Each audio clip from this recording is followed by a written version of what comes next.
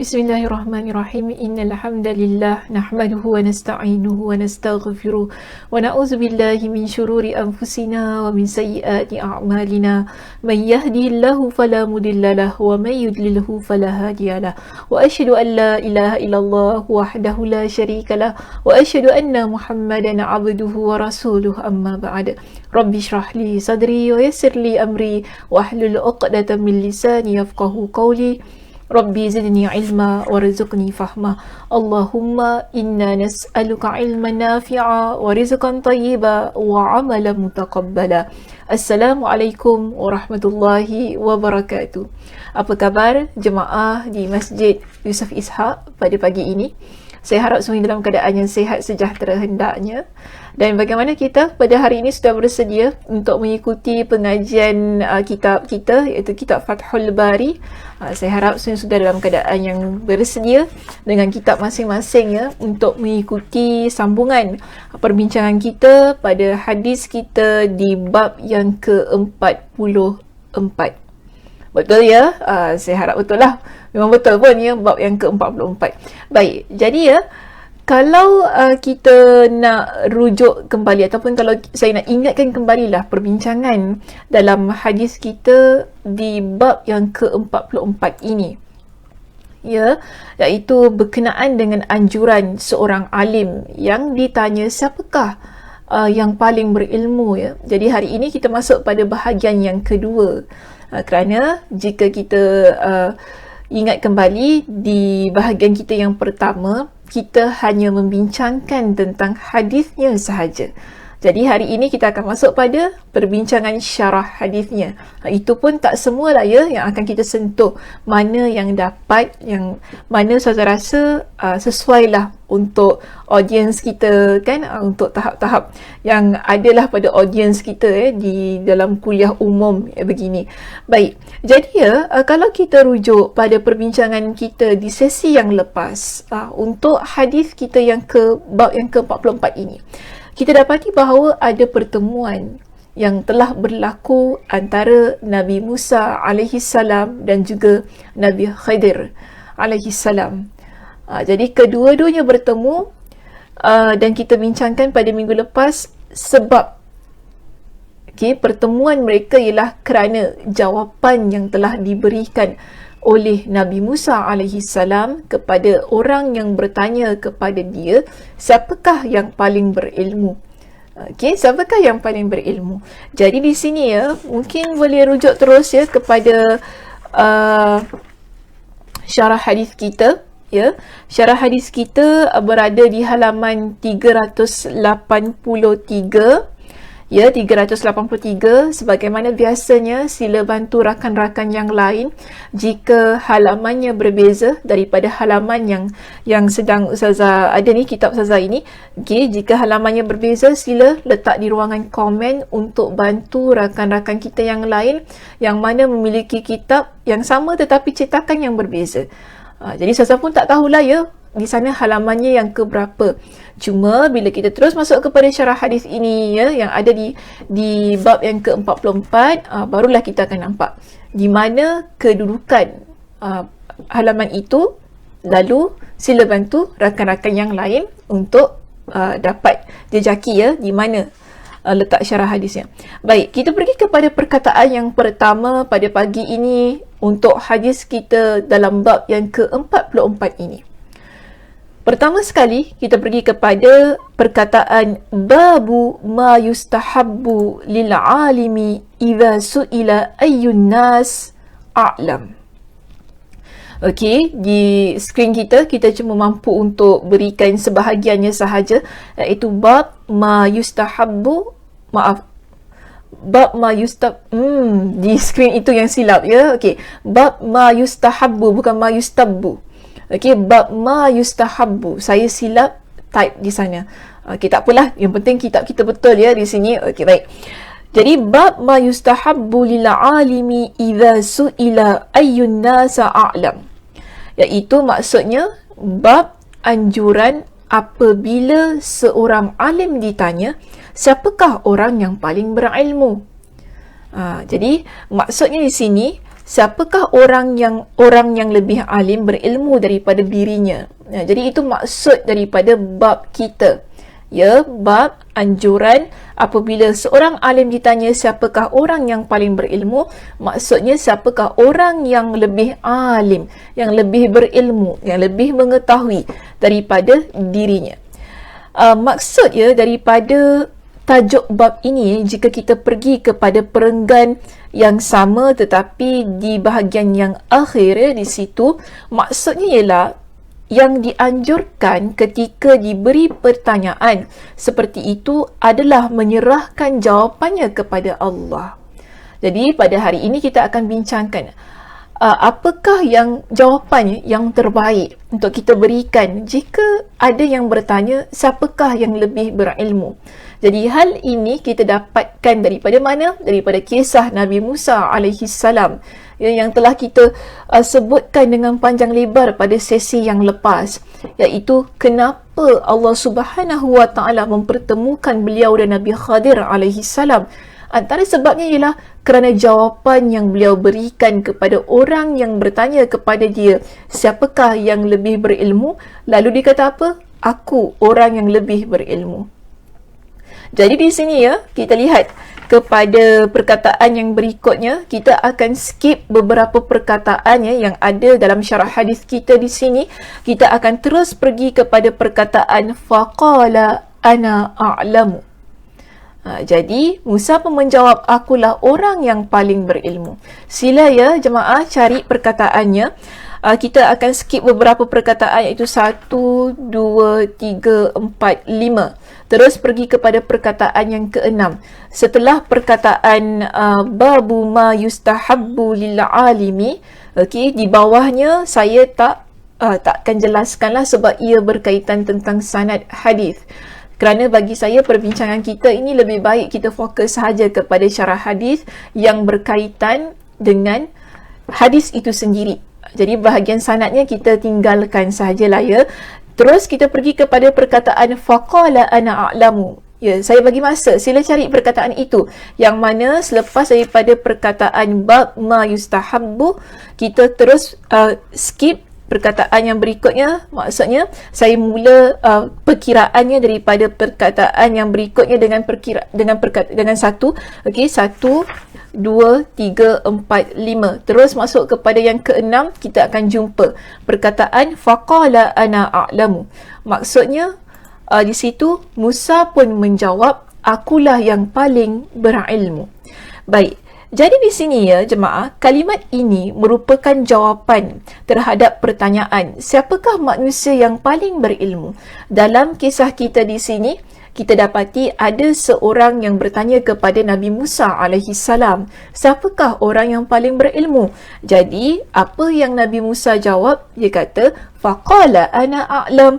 Dia kata saya adalah orang yang paling berilmu. Maka di situ kan ada satu pendapat yang mengatakan bahawa jawapan ini dia ada pertentangan ya dengan pertanyaan yang tercantum di dalam riwayat hadis pada bab yang lain, iaitu dia kata bab al-khuruj fi talabil ilm. Jika kita merujuk pada bab al-khuruj fi talabil ilm, kita dapati soalan yang diajukan ialah apakah engkau tahu seseorang yang lebih berilmu daripada dirimu, kan? Jadi bagi yang menjelaskan di sini katanya ada pendapat yang mengatakan, iaitu Imam Ibn Hajar lah, dia kata ada pendapat yang mengatakan bahawa kalimat ini, iaitu siapakah orang yang paling berilmu, ada bertentangan dengan satu lagi hadis yang mana soalannya ialah apakah engkau tahu seseorang yang lebih berilmu daripada dirimu. Tapi Nabi Musa berikan jawapan yang sama ya pada soalan yang berbeza. Sebab itu dia kata ada bertentangan. Namanya jemaah kita dapati begini.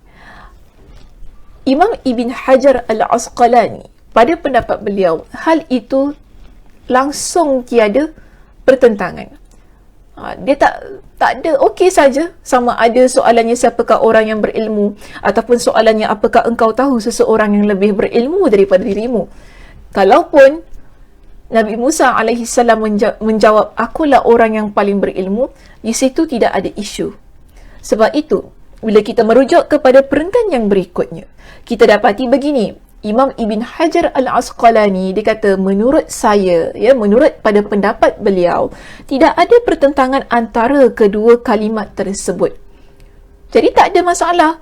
Alasannya jawapan Musa dalam kisah tersebut, akulah orang yang paling berilmu. Maknanya, akulah orang yang paling berilmu sejauh yang aku ketahui. Jadi, kalau pula kita dapati pada hadis yang dalam bab Al-Khuruj fi Talabil Ilm, dengan bab yang ada di bab yang ke-44 kita ini, soalan yang diajukan oleh orang itu nampaknya berbeza. Tetapi, ia taklah beza mana pun. Ia tak beza mana pun. Maknanya dari sudut maksud itu adalah sama. Sebab itu jawapan yang diberikan oleh Nabi Musa juga adalah sama.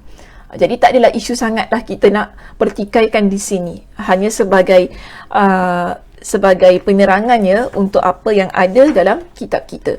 Baik, jika kita rujuk pada muka surat yang berikutnya, iaitu muka surat 386 di kitab saya, okey, di kitab saya 386, rujuk di kitab masing-masing lah jika sekiranya halamannya berbeza. Yang penting di sini kita dapati Imam Ibn Hajar Al-Asqalani, beliau menampilkan jawapan-jawapan lain yang berbeza. Okey, jawapan-jawapan lain yang berbeza ketika Nabi Musa alaihi salam menjawab soalan itu tadi. Maknanya ada dalam hadis-hadis yang lain menyebutkan Nabi Musa tak hanya kata akulah orang yang paling berilmu ataupun saya lah orang yang paling berilmu, tetapi di sana ada jawapan-jawapan lain yang diberikan oleh Nabi Musa alaihi salam. Ya, sebagaimana jika kita merujuk kepada riwayat Imam An-Nasai. Dalam riwayat Imam An-Nasai kita dapati dia jawab begini. Bukan dia jawab lah, maknanya dijelaskan begini, maaf ya. Dia merasakan, iaitu Nabi Musa alaihi salam merasakan tidak ada seorang pun yang lebih berilmu darinya. Allah mengetahui apa yang sedang terdetik di hatinya pada waktu itu. Jadi, maka sebab itu Allah pun berfirman, sila rujuk ya pada kitab masing-masing, sebab saya tak nyatakan di sana. Saya sedang baca dalam kitab saya ini. Lalu Allah berfirman, wahai Musa, sesungguhnya ada di antara hamba-Ku yang aku beri ilmu yang tidak aku berikan kepadamu. So, itu adalah sebagaimana yang terdapat dalam riwayat An-Nasai. Jika kita rujuk pada riwayat Abdul Razak, kita dapati jawapan yang diberikan oleh Nabi Musa ialah, tidak aku temukan orang yang lebih mengetahui tentang Allah dan tentang perintahnya daripada diriku. Dan kalau kita rujuk pada riwayat Imam Muslim pula, jawapan yang diberikan ialah, aku tidak mengetahui di muka bumi ini ada seorang yang lebih berilmu daripadaku. Maknanya, ya, bukan hanya soalan sahaja yang ada dalam riwayat lain berbeza, tetapi daripada sudut jawapan juga ada diriwayatkan dengan jawapan-jawapan yang berbeza. Tapi dia tak jadi masalah. Ya, tak jadi masalah.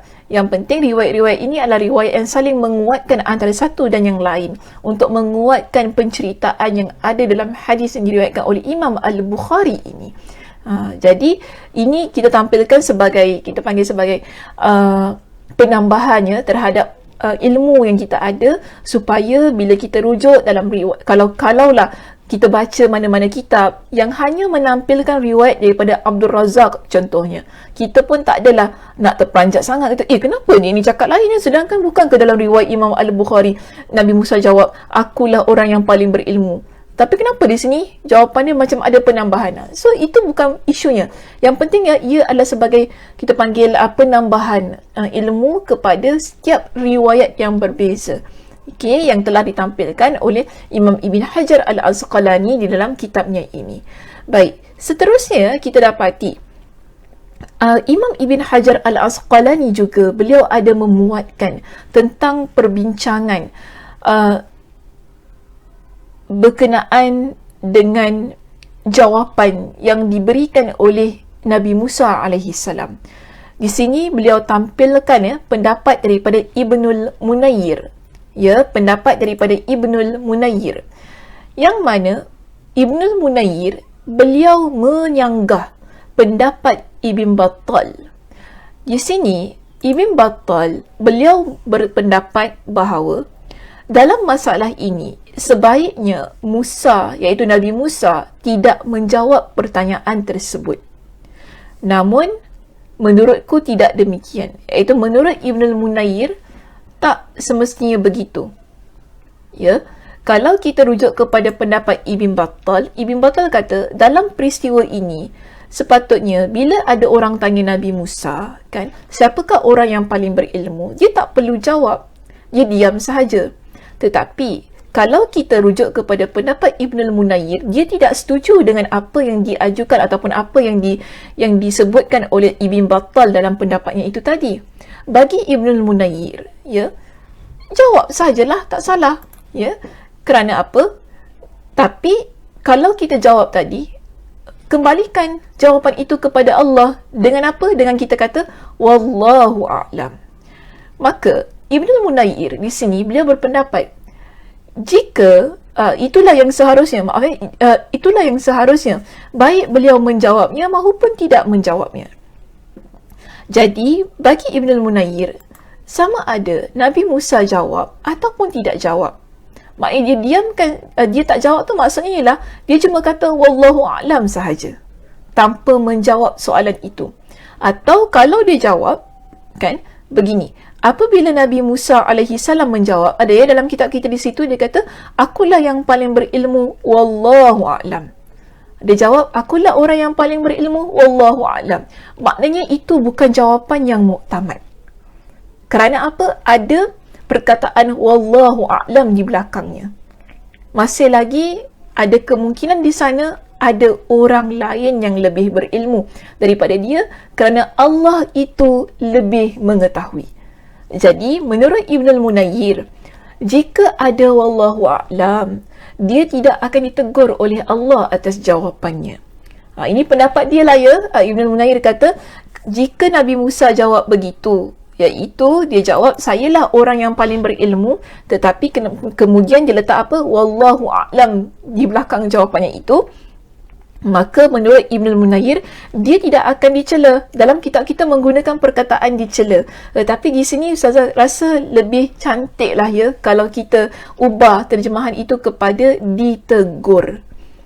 Dia tidak akan ditegur. Mungkin boleh diubah dalam kitab tersebut, nescaya ia tidak akan ditegur dengan jawapannya tersebut, sebab teguran tersebut ditujukan kepada Nabi Musa kerana dia memberikan jawapan bahawa dia yang paling berilmu tanpa menyebut wallahu a'lam. Jadi bila tanpa menyebut wallahu a'lam bererti seolah-olah Nabi Musa dia confirm diri dialah yang paling berilmu pada masa itu, tidak ada orang lain. Jadi bagi Ibnul Munayir tak salah nak jawab, yang penting ada perkataan wallahu a'lam. Ini usulan, kita panggil sebagai, bukan usulan, ini sebagai satu bentuk cadangan lah yang beliau kemukakan, yang mana bagi menyanggah pendapat Ibn Battal. Kita pun tak boleh juga bila ada orang tanya pada kita, siapakah yang paling, contoh saya nak bagi beginilah jawapannya. Contohnya begini, kalau ada anak kita tanya, kan, jemaah, kalau anak kita tanya, ibu-ibu, siapa orang, ibu ni paling pandai ke? Kita nak jawab, kita nak diam sahaja. Kalau kita diam sahaja, nanti anak kita kata kita ni tak layan dia, betul tak? Ini pun kita panggil sebagai akhlak dalam berkomunikasi. Kalau ada orang tanya kita biarkan saja jawapan itu. Maknanya depan-depan lah dia tanya ni, kan. Orang datang pada kita depan-depan, lalu kita buat bodoh je, tak jawab apa-apa. Masalah juga. Terutama kalau anak kita, kan, dia tanya pada kita, ibu, siapa yang paling berilmu? Ibu paling berilmu ke? Takkan kita nak diam, kita buat bodoh dengan soalan je itu tadi. Tak cantiklah adab kita di sana, kan, yang kita tunjukkan kepada anak tersebut. Maka boleh sahaja kita jawab agaknya lah, wallahu a'lam. Maknanya kita berikan jawapan, kan? Yelah, memang ibu tahu, tapi wallahu a'lam, mungkin di situ ada orang yang lebih berilmu lagi, yang lebih tahu daripada ibu. So di sini bila kita menggunakan perkataan wallahu a'lam tu sebagai jawapannya, kita dapati ia tidak memutlakkan jawapan tersebut. Maknanya kita tak letak satu jawapan yang confirm. Inilah yang betul, inilah yang tepat, kena pegang ini. Bukan begitu. Jadi bila seseorang diguna perkataan wallahu a'lam, di situ menunjukkan dia rasa ada jawapan yang lebih baik.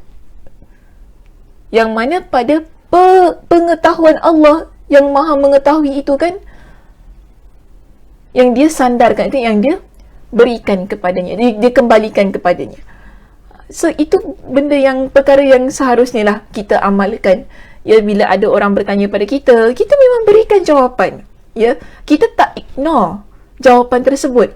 Tetapi sebaiknya, kalau ikut kepada pendapat Ibn al-Munayir di sini, yang dikemukakan oleh Imam Ibn Hajar al-Asqalani dalam kitabnya ini, bagi dia terbaik jika kita dapat letakkan sekali dalam jawapan kita dengan wallahu a'lam itu tadi, supaya bagi pendengar, bagi mereka yang mendapatkan jawapan kita tadi, dia tahu maknanya ada yang lain.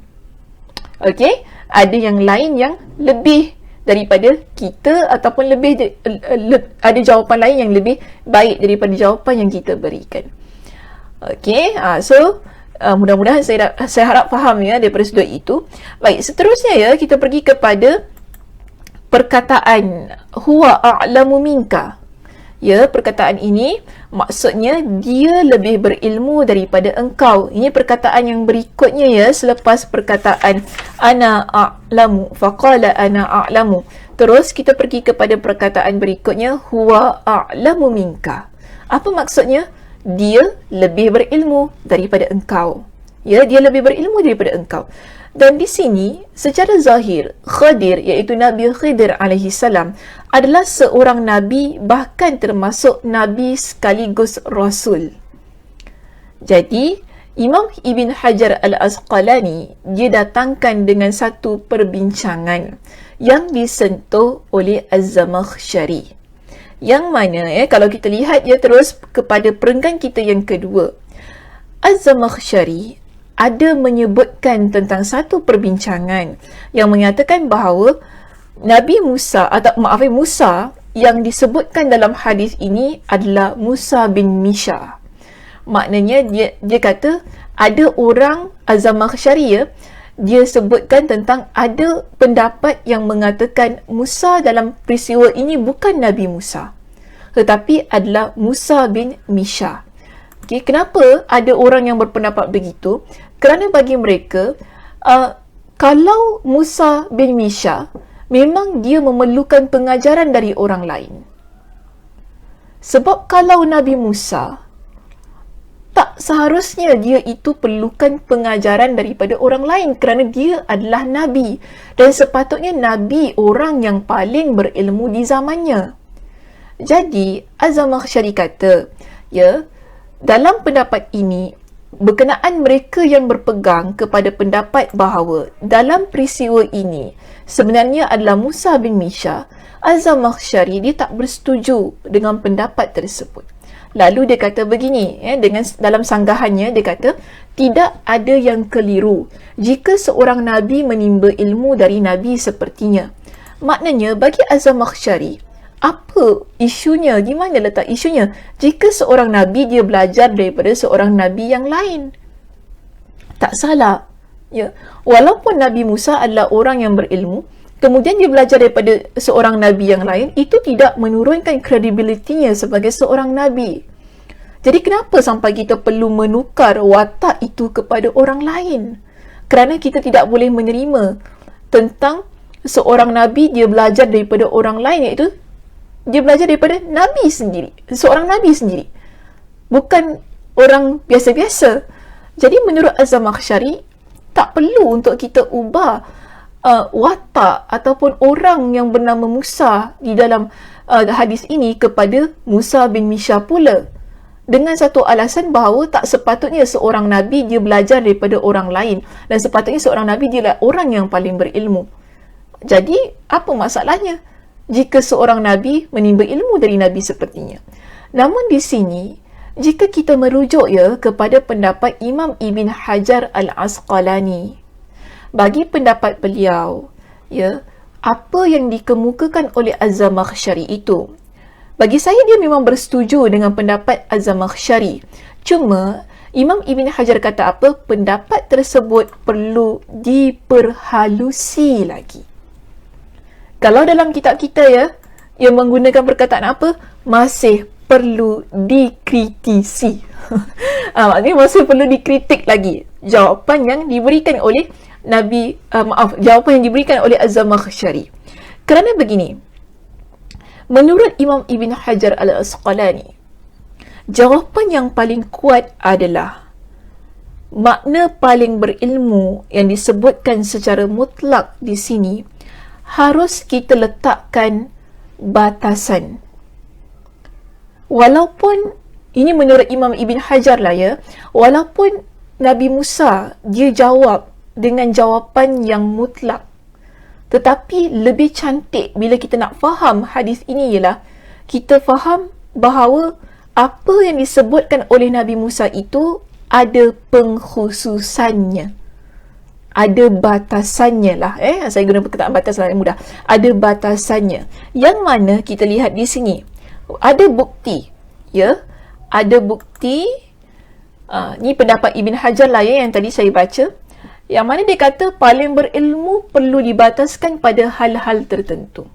Buktinya di sini daripada ucapan Nabi Khidir, iaitu Nabi Khidir sendiri dalam hadis ini, yang mana Nabi Khidir kata, sesungguhnya Allah telah memberiku ilmu yang tidak engkau ketahui, dan Allah juga telah memberimu ilmu yang tidak aku ketahui. Jadi Nabi Khidir ada kata kepada dia kan, Allah berikan kepada aku ilmu yang engkau tidak tahu, dan Allah berikan kepada engkau ilmu yang mana aku tidak tahu. Maknanya kita ada kepakaran masing-masing. Kita ada pengetahuan yang masing-masing. Apa yang saya ada, awak tidak ada. Apa yang awak ada, saya tidak ada. Begitulah yang nak dikatakan oleh Nabi Khidir kepada Nabi Musa alaihi salam.